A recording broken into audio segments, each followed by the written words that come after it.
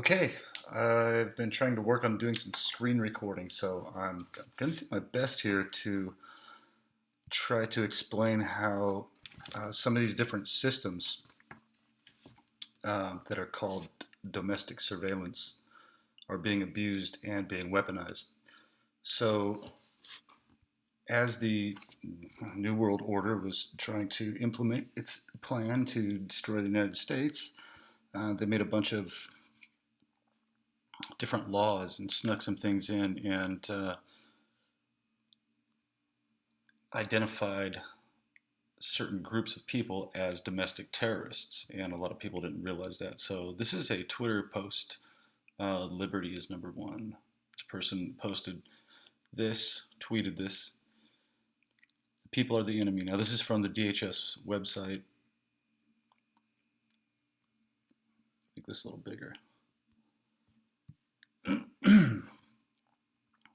The DHS, Department of Homeland Security, Office of Intelligence and Analysis, Right-Wing Extremism Report, March '09, with Supplementary Domestic Extremism Lexicon, April '09, classifies individuals as extremists if they identify,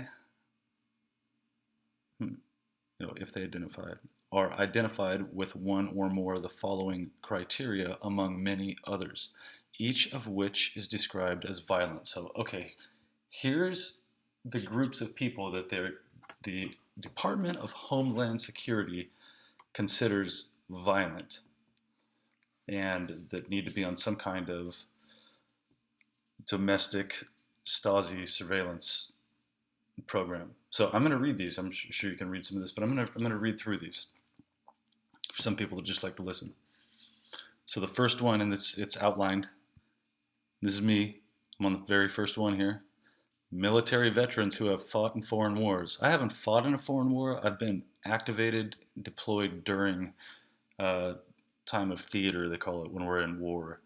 So I have a National Defense Medal, but I wasn't in any shootouts with anybody. Uh, okay, and are disgruntled about the takeover of the U.S. Okay, so wait, there's about the takeover of the U.S. So if the country's being taken over and veterans who have fought for the country already are upset that somebody is trying to infiltrate our government and take over the country, those people are considered violent, huh? Okay, so there's the first one. Yeah, I don't want our country taken over.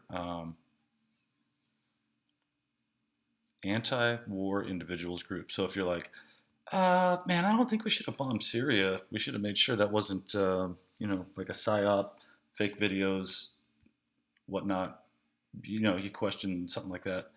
Or I mean, the numerous wars we've been in for years and years, state of war, since 2001, I think. Um, Probably called it the wrong thing. But anyway, so if you're just like, oh yeah, I don't like when we bomb people, say you're violent. Wow. So all of those the people out there that are pacifists, they're just like, I don't like war. There's another way for us to do this.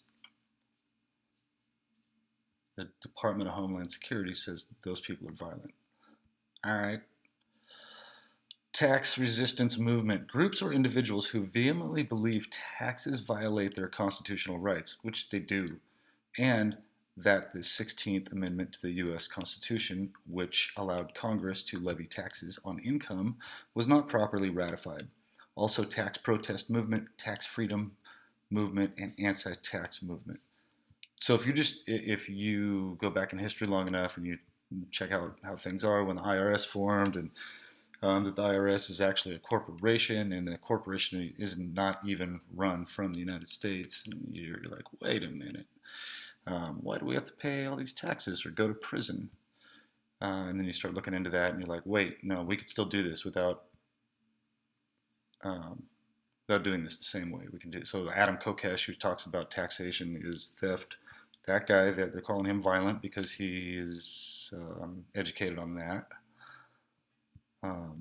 And he was a former Marine who does not want his country taken over. So that guy, DHS, is calling him violent. I don't know, he seems like a really educated guy to me.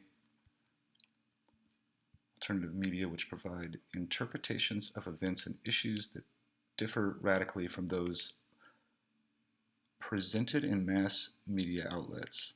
So if you don't agree with the news, you're violent.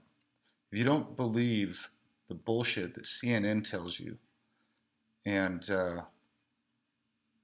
if you believe that people being censored on YouTube and Google, Twitter, Facebook, having followers, subscribers removed, having views removed on videos, having your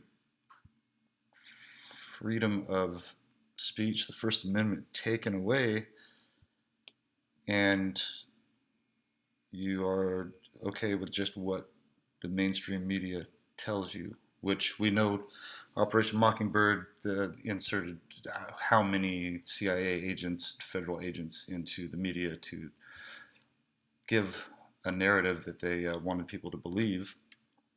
Because people just listen to the news. They go to the cafe, the news is on. You get up in the morning, the news is on. You listen to what the news says, and you're like, oh, damn, you hear what happened on the news? So eventually they said, hey, let's just tell these people whatever we want to. We can get them to obey blindly. And then YouTube came along, and social media, and that kind of messed things up for them. And so they're trying to censor that now. Anyway, okay, so opponents of open border policies. So if you're a nationalist and you're like, man, I think a border would be a good thing. I'd like all of us in the country to be citizens and have social security numbers and all have to pay the same amount of taxes and have the same kind of benefits and everybody be, have it be fair. That's what I'd like. If a person says that, what I just said, they're saying that they are violent. Single issue. Groups or individuals who focus on a single issue or cause, such as animal rights, environmental, or anti-abortion. Okay, so, there's so many of these I can just think of. What's the lady's name that saying Sarah McLachlan that does like those dog commercials and all those like hungry, starving dogs, and they're like, they got flies on them. She's singing a song like "Save these dogs." She's violent, apparently.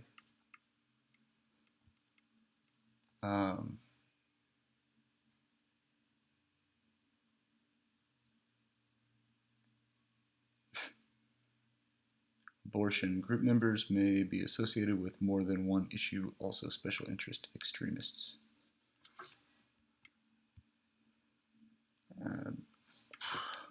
Same thing about all that. Patriot movement, a term used by right-wing extremists to link their beliefs to those commonly associated with the American Revolution, also Christian patriots, patriot groups, constitutionalists. What's wrong with being a patriot? Okay, so I just read all that. And let's see. Now, I'm taking a while to do this, but I want to be thorough. The DHS has established dozens of fusion centers in cities and states across the country to monitor domestic activity.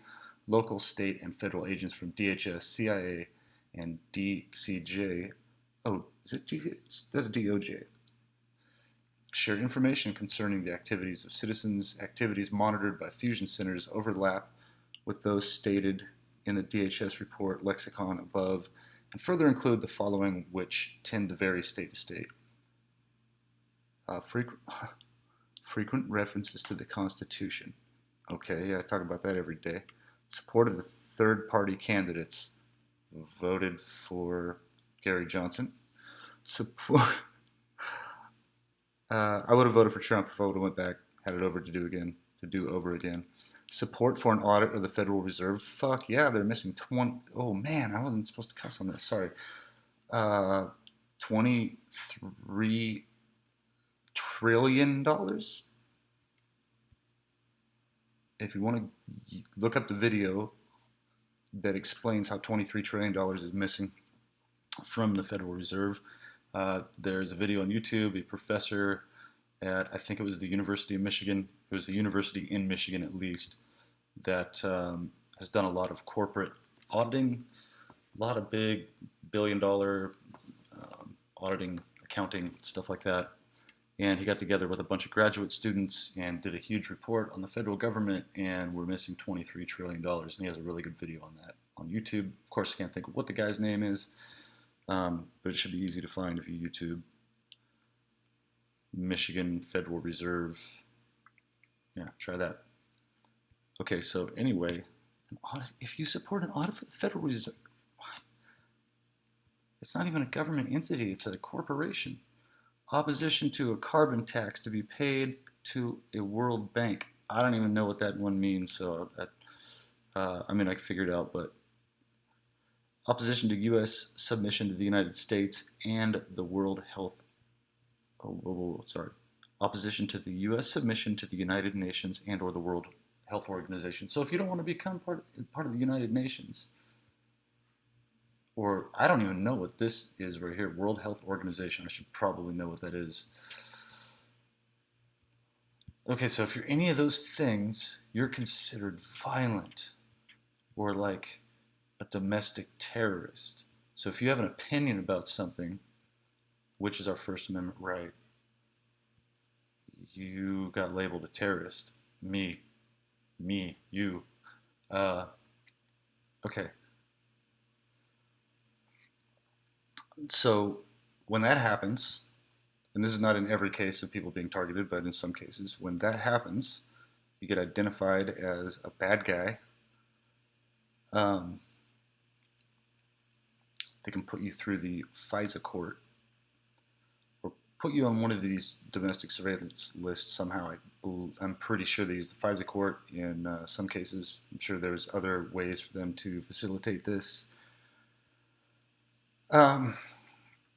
But one of the ways that they do when they get you into this program, one of the groups that they use to surveil you, if you're one of these violent people that I just discussed, they use the FBI Special Surveillance Group, which is it says right here, special agents within the Federal Bureau of Investigation specializing in clandestine vehicular and foot surveillance of foreign nationals, U.S. citizens known or suspected of engaging in espionage or terrorism, both in the U.S. and as well as around the world. SSG members are titled investigative specialists. So anyway, I'm going to go to their website. There's a link on the Wikipedia page for the Special Surveillance Group. If you click on surveillance careers, find jobs, it just goes right to their page here. And it talks about their activities and their duties. So I'm just going to go down to that, career and surveillance, blah, blah, blah, blah, blah. Traveling domestically on both operational and training missions, working in a team environment outside of a typical ordinary office setting, working nights and weekends as necessary, adapting to an ever-changing work environment, working with photography and other electronic equipment. All right? You follow people. Right here. Mobile surveillance entails gathering intelligence and following subjects on foot, right there, following subjects on foot, in vehicles, in a vehicle, on public transportation, or otherwise as needed. So on a plane, whatever, bus, wherever you go, have somebody follow you. Fixed surveillance entails gathering intelligence in an office or an indoor setting using technical equipment, monitoring what I'm doing on my computer right now, what you're doing on your computer. If you are one of these terrible people that want to save the whales and you've been labeled violent by the Department of Homeland Security. So you have the SSG here, Secret Surveillance Group. There's other organizations, InfraGard, Citizen Corps, HHS. Those are the only acronyms that are titles and acronyms that I can think of right now off the top of my head. Um,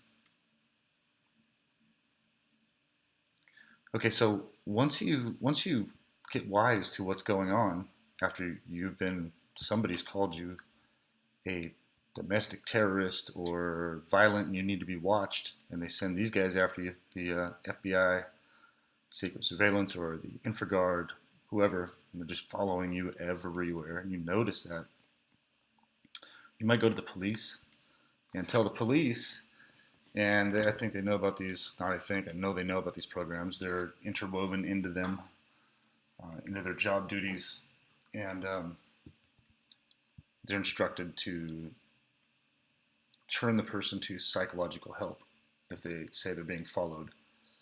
Say, I'm sorry, I don't know what you're talking about. That's, try to describe it. And then, like, no matter what you do, try to describe, if you're targeted, describe if you are a targeted individual, a lot of it doesn't make sense because of how weird the scenarios are that these people do. But it's getting, there's getting to be more and more evidence of the standard operating procedures. Sorry, I'm just scrolling up and down on this page. There's getting to be more and more evidence of the standard operating procedures that these people use. The multicolored, or the similar colored cars for sensitization, one headlight, um, well, the list goes on and on and on. There's more videos. I can talk about that. So once you realize these people are doing this and they're stalking you, harassing you, your neighbors seem to be unfriendly after a while. You're getting slandered. I think you realize that's happening. You contact the police. The police tell you need to go get some kind of psychological evaluation. So if you don't know anything about the targeting program, you're like, man, maybe I should. Maybe something's up. Seems really weird, though.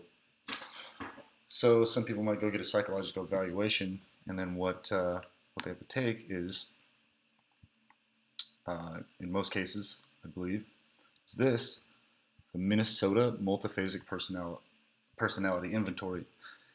So I've taken this, I don't know, like 3 times, a couple times for interviews for jobs, and then I took one independently recently, and that's I made a video about that. So anyway, this test is like 600 questions long. There's all kinds of different weird questions in there, but in there, a lot of the questions seem to be linked to this targeting program. And I'm just scrolling really quick down here. There's a lot of information on this. There's MMPI 1, MMPI 2, 2RF, and all this different stuff, specialized tests. So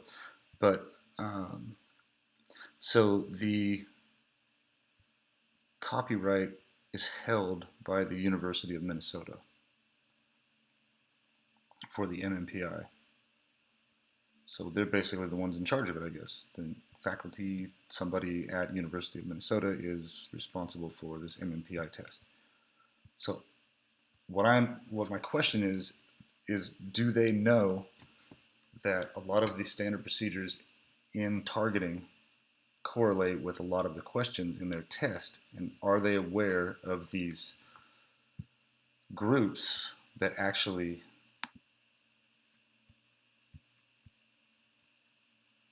follow and stalk people? Because in this test, I found some of this is like 75 of the questions of the test of the 600, and there were some weird ones in here too. But here, just the very last one. Actually, no. Before I even talk about that, I'll talk about some of the other questions in the test are. I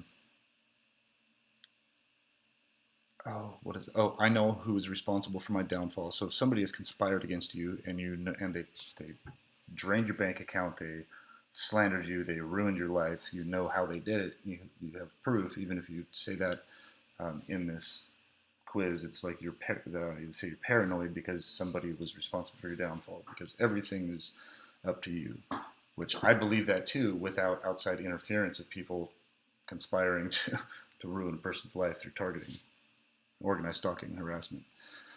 But yeah, this last one, I get angry sometimes. Any person on this planet, if they had to go through this program, would get angry at times. People trying to kill you, I mean, slowly, that's something to get angry over. Um, I mean, if you can't get angry at somebody trying to kill you, what can you get angry at? Are we supposed to, like a slaughterhouse? We're just supposed to go, okay, I'm just going to take that. It's my turn. No.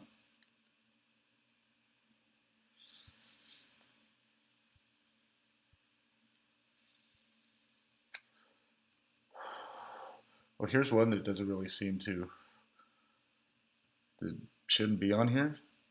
I am, I, I am strongly attracted by members of my own sex. Does that matter? It does to some people. The people who were rolling down their windows calling me fag and whatnot. Um, I see things or animals or people around me that others do not see. See, this one right here could be people gaslighting somebody. That's a tough one to call because if somebody's actually seeing like a dog walking down the street and the dog isn't there, then yeah, maybe there's a delusion. I don't know if that even exists. But if you're with somebody that's perping you, you're walking down the street, and you're like, oh, that's a nice looking dog.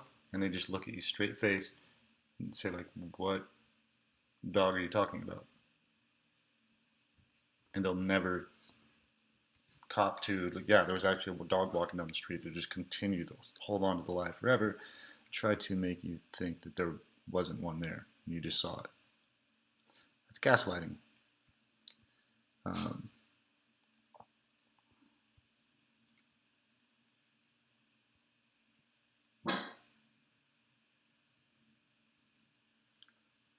so anyway, you take this test and okay, one of the other questions is, are people following you? And if these people right here have been following you around on foot in vehicles on public transportation and you notice it because the stalking is overt, they're aiming their camera at you all the time, they're wearing certain colors, they're doing little hand signals, they're giving you way more attention than a person normally get. Um, and their mannerisms, the way they act, they just don't act like they're minding their own business, doing their own thing. Their attention is on you, and so you state that in this test here, these 600 questions, and then they call you delusional. Um, so man, the University of Minnesota really needs to look into this. It seems like they've got a pretty big liability on their hands, um, being part of this whole little filtering web of people waking up and paying attention and understanding that there is a domestic Stasi surveillance police force in force. And a lot of the people that are involved in it, I believe, are being lied to. They're being told they're going after terrorists or pedophiles or bank robbers or some whatever that person's. I'm sure they profile these people that they're telling this stuff to. They profile that person, figure out what their trigger is, the thing that they are most passionate about, and then they'll say, this person did this. They could personalize it like that. We're not sure. We know something happens. But so anyway, I think what needs to happen next is somebody, maybe myself, needs to contact the University of Minnesota, their public affairs department, maybe their legal department, and question them and ask them if they are aware that people are being called delusional and put in mental facilities against their will. They're given psychotropic drugs. They're losing their jobs, their credibility, their reputation, money. I mean, this takes it's like $12,000 a week to be in one of those places, as far as I know.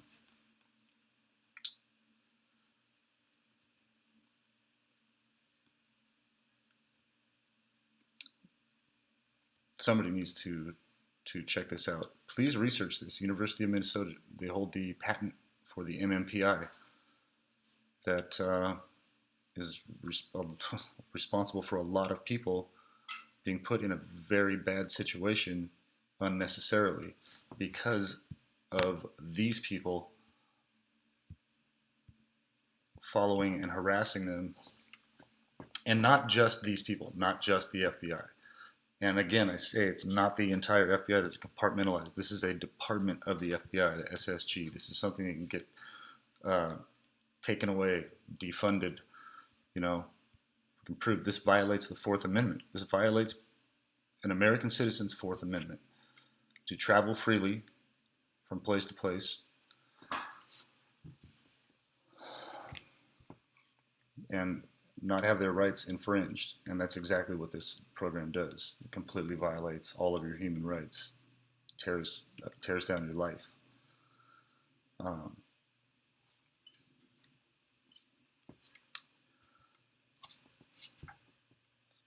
somebody needs to look into this. Somebody that's responsible for this. The FBI, the DOJ. DOJ is at the top. DOD is at the top, actually. DOJ is under that. Um, the FBI, the CIA. Somebody needs to look into this. They have an internal affairs. Look at the Constitution. Yes, that's probably part of the reason I'm targeted right here. If you love the Constitution, if you speak about the Constitution. But if these people will observe the Constitution, this domestic Stasi surveillance, stalking, harassment, and slander program will go away because it's not a positive thing. It's not a positive thing. It's a psychological operation that tears people's lives apart, and it's not necessary. It's Nazi. All right, I'm going to end on that. I think I've talked about this enough, so you can research the MMPI, the University of Minnesota,